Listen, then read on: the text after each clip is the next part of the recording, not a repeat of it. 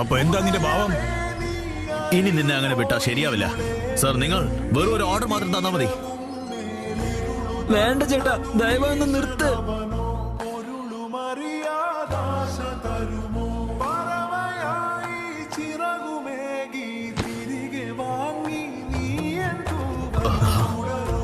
സിസുയെ ഞാൻ കൊന്നിട്ടില്ല.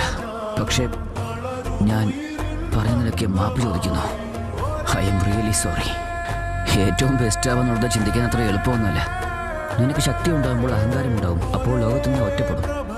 തുടക്കത്തിൽ നീ എത്ര തന്നെ നല്ല വ്യക്തിയായിരുന്നാലും ശരി. പക്ഷെ നമ്മുടെ കാര്യം അങ്ങനെയല്ല. നമ്മളൊക്കെ വെറും വെല്ലും മാമിസമാണ്. എന്തായാലും ഞാൻ എന്നും നിന്റെ കൂടെ തന്നെ ഉണ്ടാകും. നിനക്ക് എന്ത് പ്രശ്നം വരുമ്പോഴും എന്നോട് നീ പറയാം.